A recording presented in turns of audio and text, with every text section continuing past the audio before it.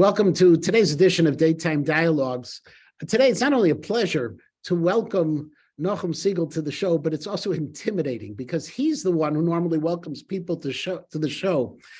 For those who don't know Nachum Segal, he is a disc jockey, which I don't know too many people I can refer to as disc jockeys, but he's really the host of JM in the AM, probably the most popular English language Jewish radio show in the world today. He's been doing it for 40 years. He's an amazing interviewer, and I really am intimidated having him on, but I figured it would be a lot of fun. So Nachum, thank you so much for giving me your time. Rabbi, a pleasure and an honor. So let me just get started. How does a nice Jewish guy going to YU, graduating from YU, end up being a disc jockey? Well, in this case, it was a result of doing what we're instructed to do, which is listening to my mother. When I went to Camp Marashah in 1981 as a staff member, my mother said to me, you're going to be going to Marashah and then to YU. Ask the people at Marashah about the radio station at YU. I think it's something you might enjoy. That was the sentence. I think it's something you might enjoy. Mother's recommendation. I go to YU in September. And I apply for a shift at the radio station, WYUR. And that's a whole story in and of itself in terms of how I got into the whole Jewish music genre, but okay, not for now. I started doing it. And then, fate had it, or more accurately in this, for this audience, the one above geared things that in 1983, after I had been at WYUR for 2 years, the host of what was at that point probably the only daily live Jewish radio show, probably in the country. I shouldn't say that, but it was certainly a very popular Jewish show. I didn't start it.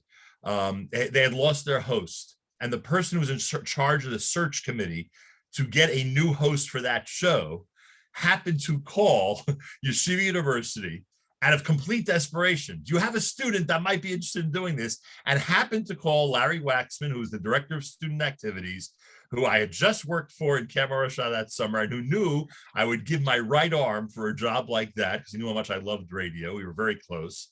And sure enough, the next morning I was on the air, and I've been on the air at what we now know as JM in the AM since September of 1983, as you indicated, almost 40 years. No, it's an amazing story, a wonderful set of circumstances that, as we said, the one above has orchestrated so well. By the way, if I could just add, it's not only that, the one above is so amazing. The radio station was in East Orange, New Jersey. We were one of the few Jewish families in the South Orange, East Orange area. And so it was amazing. I had to get up so early in the morning, but it was a 5-minute drive to work. So it got it sort of orchestrated that that's where the most popular Jewish radio program would be. And then on top of that, I'm sure you'll love this story. On top of that, I'm standing online in September of 1981, applying for a job at WYUR. And someone in front of me online says, what are you applying for? What do you plan on doing? So I said, I'm going to, apply for a pop music show, rock and roll, the stuff I like to play. So they said, oh, really? And I go, yeah, why? He goes, well, if you apply for a pop music show, there's a very little chance as a freshman you're going to get a shift. But if you apply for a Jewish music show, nobody wants those. You're almost guaranteed. At which point I took the piece of paper and I erased pop music and wrote Jewish music. And the rest, as they say, is history. Have you ever tried to calculate how many shows you have hosted over the 40 years or 39 years? It's funny because the 40th anniversary is coming up. Matis Weingas, one of my incredible friends who's been on my side at this effort for 40 years. In fact, he predated me at the original radio station, WFMU. So we calculate this all the time. And I believe, if I have the formula right, we do 250 shows a year. That's what we, because, with Yontif and stuff, so we generally say an average of 250.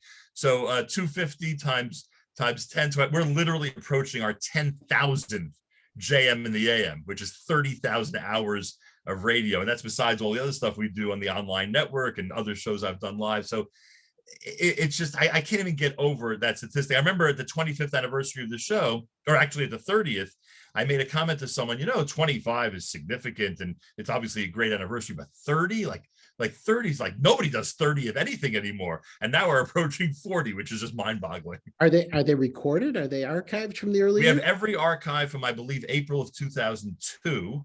A lot of recordings on cassette and other, sources from before that. But, I've gotten to the point where, thank God, at least the last 20 years are all available to the public. So to get you in a little bit of trouble, who was your favorite interview besides me, of course? It's funny. Favorite interview. I used to have patent answers to these questions.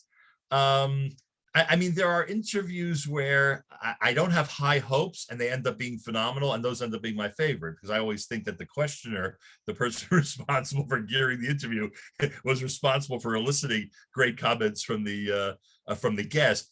But I think that there are a couple of memorable interviews that I will never forget. When Rav Steinsaltz was in my studio. Oh boy. and he never hesitated to say anything that was on his mind. And when he spoke about the culture on Jewish campuses, warning us as a community what's going on there, I couldn't believe a man of that age actually was in touch with what was going on the general college campuses with Jewish youth.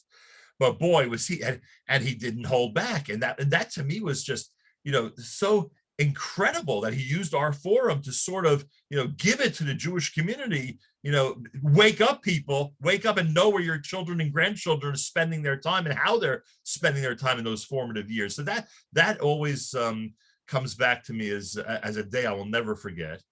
Also, he had some great, how he was, some great puns. And I asked him what his favorite, and I wish I remember the answer right now, but I asked him what you asked me about favorite guest. I asked him what his favorite part of Talmud was, and his praise from the time. Just to be able to do that with somebody is so incredible. I'm so happy I'm able to do it. There was one time where I thought it was such a ridiculous question I was asking, but I knew that the result could be so worth the investment of asking it at the risk of looking foolish by asking it. I had Rabbi Slifkin on, who's of course known as the zoo rabbi. In fact, I recently was at his museum in Beit Shemesh, and we're discussing, animals and his whole pursuit. And I asked him, what is the most Jewish animal? Not kosher. I mean, it can be kosher, doesn't it? But I'm not asking that. Which animal behaves the most Jewish? And his answer validated how good a question it was. He said, the most Jewish animal is the mama bear, the way she takes care of her cubs. And I was like, oh, that was a great 40 years. And that's one of the great moments that I remember. Wow. And in terms of preparing for these interviews, I know you do your homework, but are you just good on your feet, even though you're sitting down the whole time you're doing it? What creates these wonderful opportunities? It's sort of the old Ted Koppel, Larry King, and for those of you who are, my age or older, you know who I'm talking about.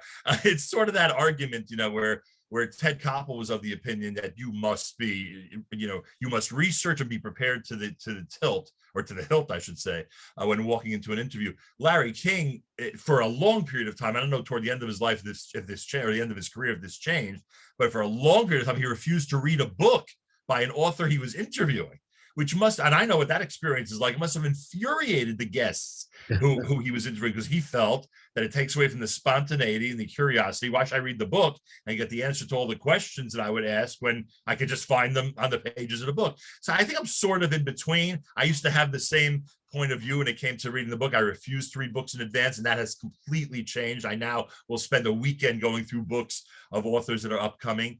But I like to say that especially with my regular interviews, I have a chance every Friday for the last 20 plus years to interview Malcolm Homeline, about the news of the day and things affecting the Jewish world. I like to say that I'm preparing for that the entire week. I literally, have a piece of paper that I just continue to jot notes down on. And then Friday arrives and, the list is there of things I want to ask them. So it's not like I'm sitting and studying stuff always. Things just, pop up, and news items will happen that, are important for the upcoming interview. But yeah, that's when I listen to the show, when I listen to you, first of all, what I enjoy, and something my father taught me many years ago, that you can hear a smile through a phone line. You can hear a smile through the radio show, and now people can see the smile as well. You always see that you're enjoying it. Whatever is saying, there's always something which makes it so engaging. But what I find fascinating is that you're able to do this full range of interviews and music, and you don't feel like there's an agenda.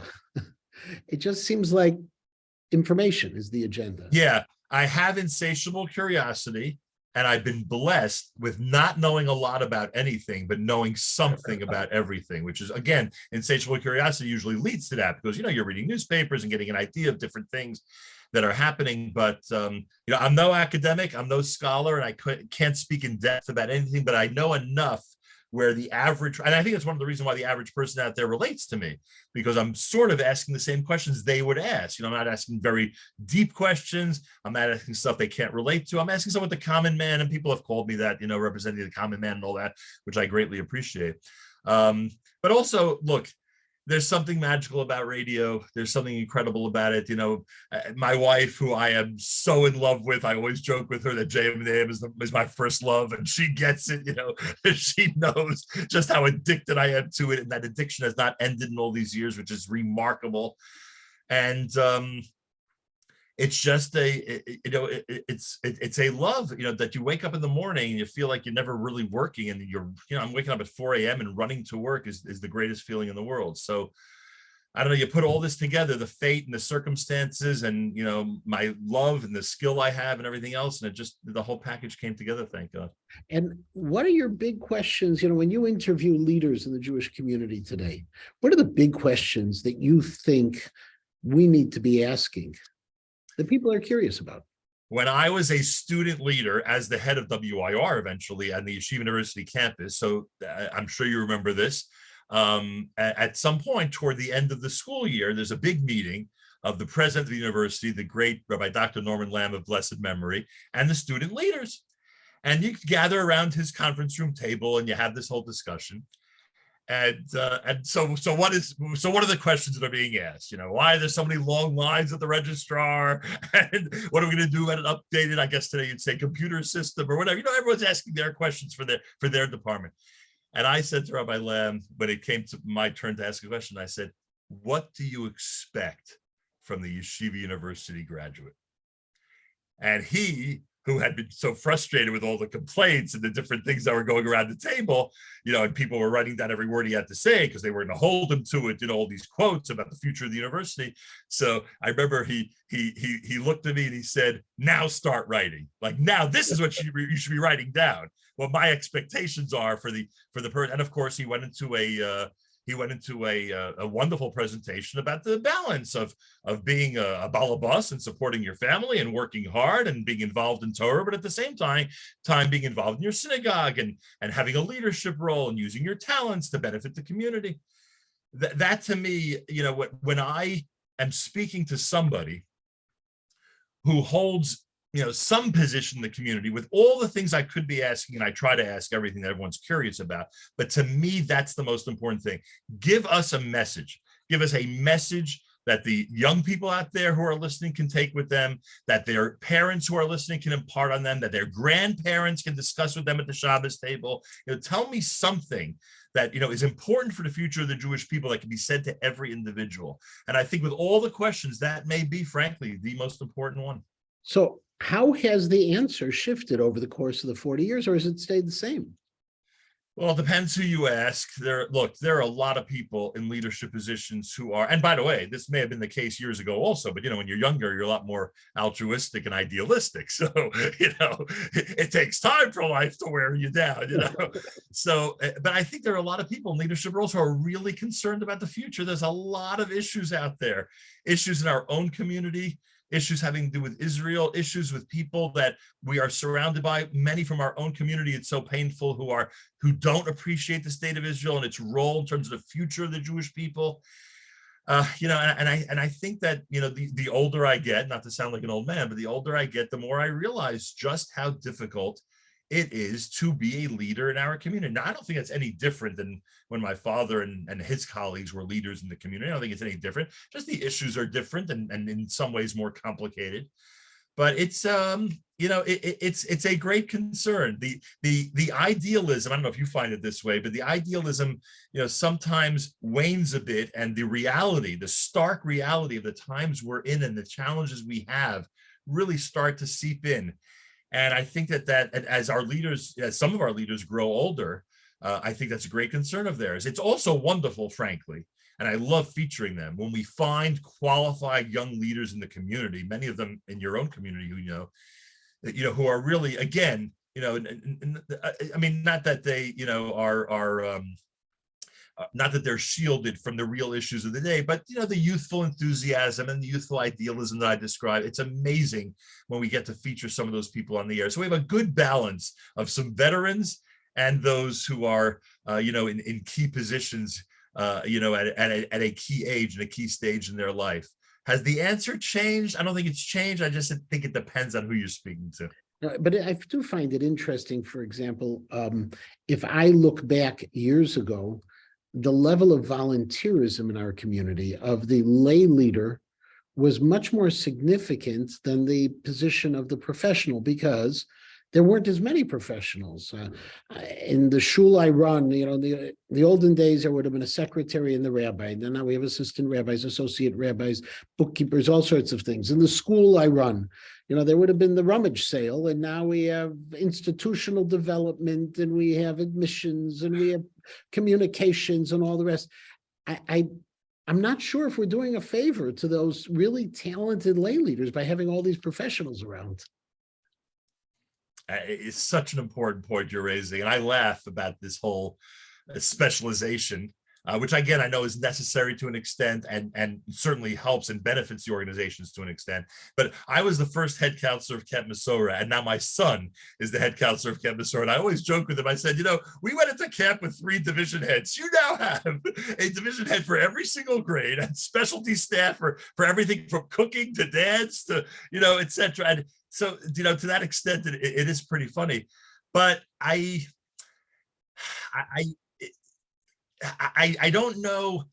I don't know if it's that people are being replaced and their volunteerism is being replaced by professionals, or that we've just expanded so much as a community and have upgraded our facilities and our programming and just the whole general aspect of how Jewish life now is. And I don't mean at the home, I mean in organizational life, that it may just be necessary to have all these positions and put really skilled people, in every one of those slots. It sort of reminds me when I was in Camp Marashah. So I was the one who was assigned to. You must remember the legendary Tzvi Reich. I mean, one of the greats in camping.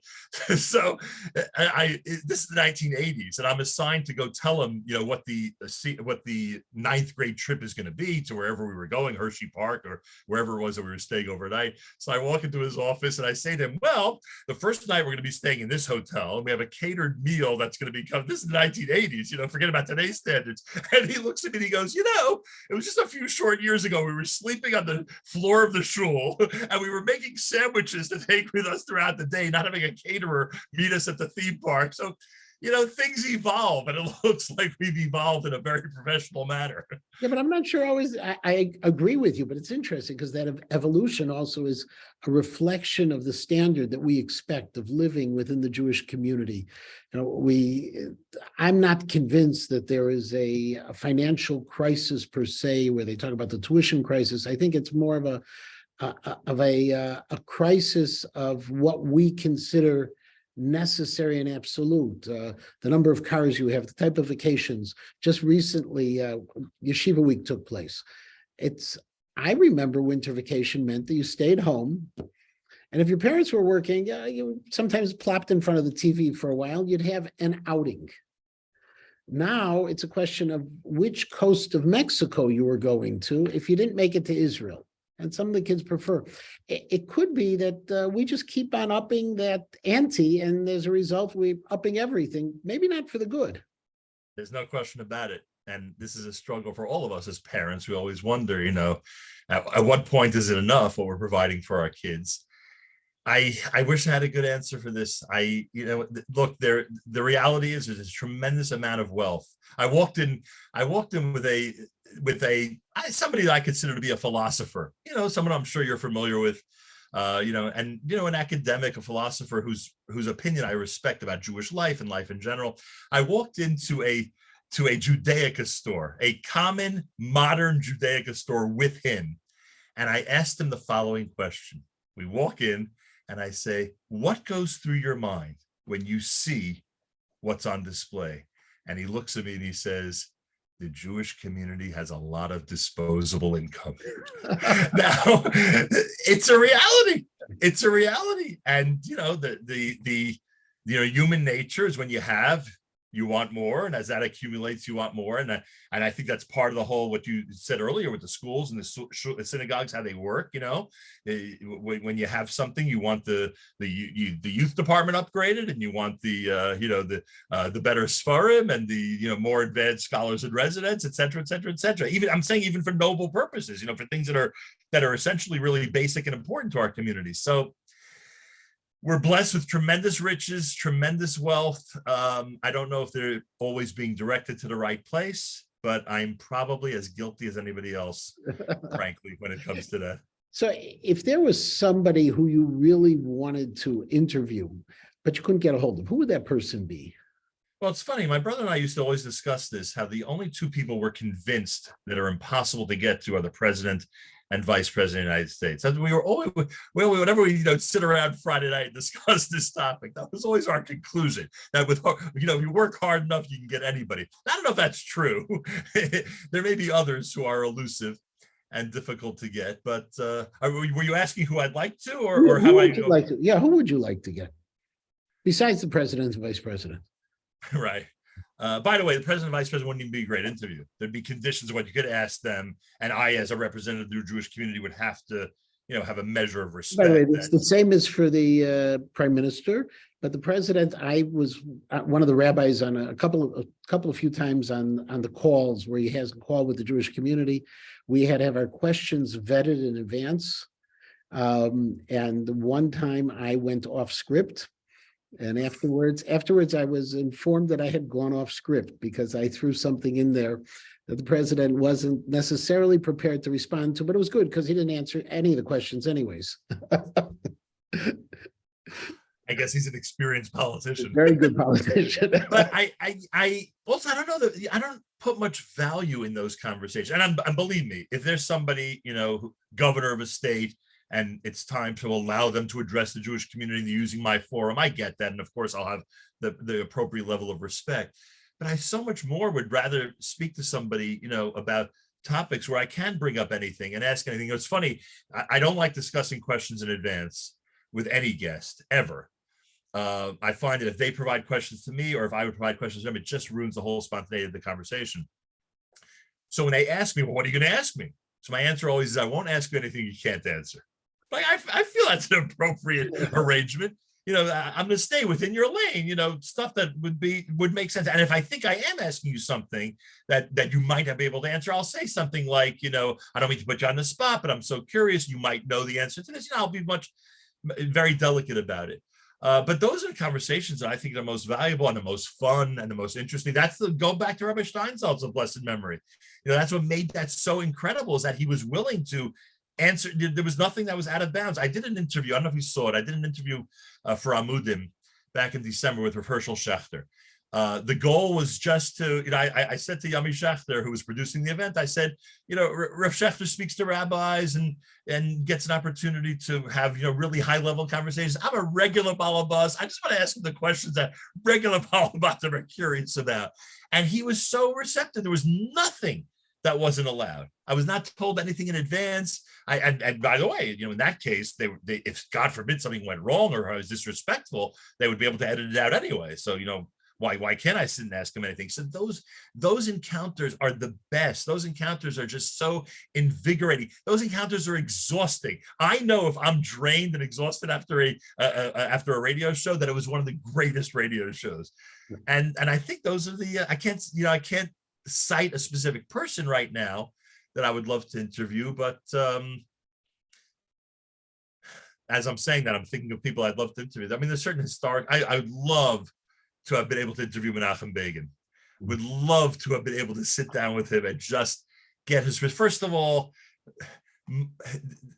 unlike so many leaders, one of the things that fascinates me about him is that money meant nothing to him. Money and material, and how many, especially today, how many government officials, people in power, people who have the ability to be corrupt if they wanted to and likely get away with it, how many people have money and possessions at the bottom of their list of priorities, and have values at the very top, whether you agree with his values or not, or agree with his, political leanings or not.